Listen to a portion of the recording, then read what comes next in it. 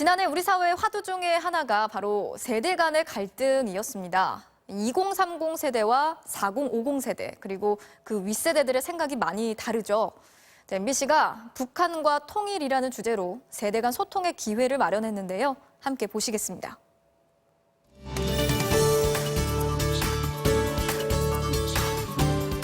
정말 관심이 없는 거죠. 야, 참 힘들구나.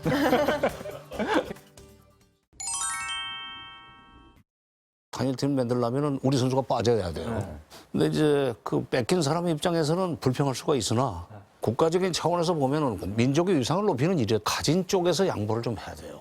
통일도 마찬가지예요. 근데 그 기회를 뺏긴 선수가 가진 자라고 생각하세요?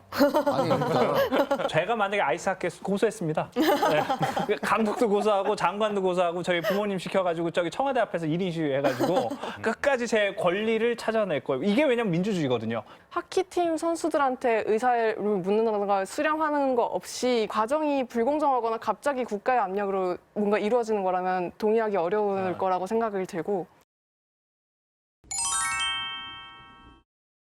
그 제가 이제 중학교 2학년 때 6.15 정상했던 데가 20년 전인데 그때만 해도 사실 그 어린 나이 때도 통일 비용에 대한 걱정은 있었던 것 같아요. 통일 비용이 있어서 쟤네들 되게 못 사는데 우리 거 다 나눠줘야 되지 않냐. 복지 비용이 너무 많이 들 것 같다는 걱정이었어요. 일자리 구하기에 너무 바쁘잖아요. 그래서 다른 생각 사실 잘 못하는 것 같아요. 맞아요. 통일된 뒤에 독일은 유럽의 최강자가 되잖아요. 통일 비용이 들어갔지만은 분담 비용이 안 들어가고 GDP 총 규모로 보면 미국, 중국, 일본, 독일 아니에요. 네.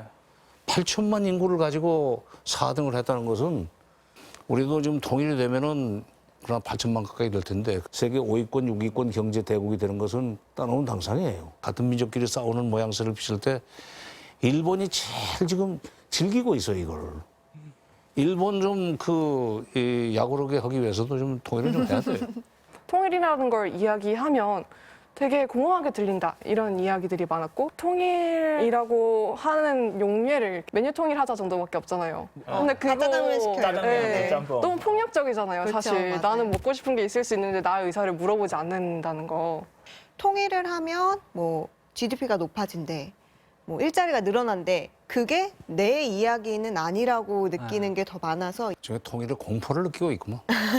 사는데 공포를 느껴요. 통일이 아니라. 야, 참 힘들구나. 교류 협력을 하는 거에 반대하는 친구의 이야기는 없었어요. 제 주변에.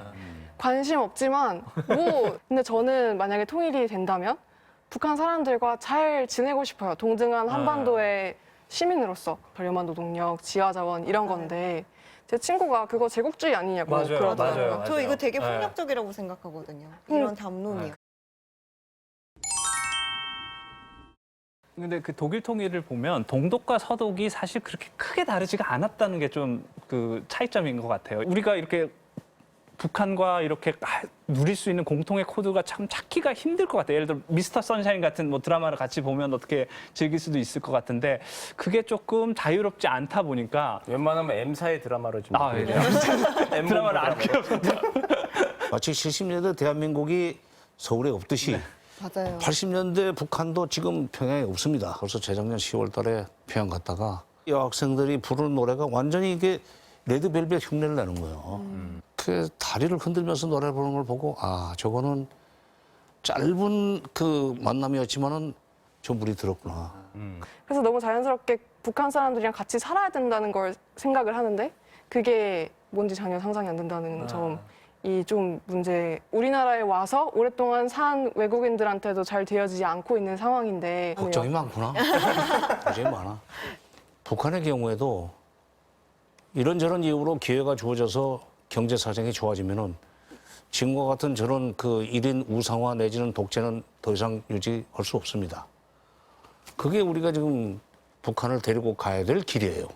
경제협력 관계가 이루어지다 보면은 인권이 존중되고 그다음에 독재가 어려워진 그런 상황까지는 갈 수 있습니다. 그때쯤 돼서 아까 얘기한 남북연합 정도를 우리가 목표로 삼아야 된다. 처음에는 이게 세대 차가 좀 너무 커서 얘기가 되겠는가 하는 생각을 했는데 얘기하다 보니까 생각들이 우선 깊고 아이디어들이 아주 풍부하고 굉장히 날카롭구만. 20대, 30대가 40대, 50대보다 적잖아요. 60대 이상보다도 숫자가 적고요. 저희는 항상 정치적으로 대표되지 않는다는 느낌을 많이 받는 것 같아요. 우리가 가지고 갈 통일 미래라고 얘기하는데 우리 생각은 얼마나 들었을까? 왜 우리가 이해 못한다고만 생각하지? 이거 좀 의문이에요.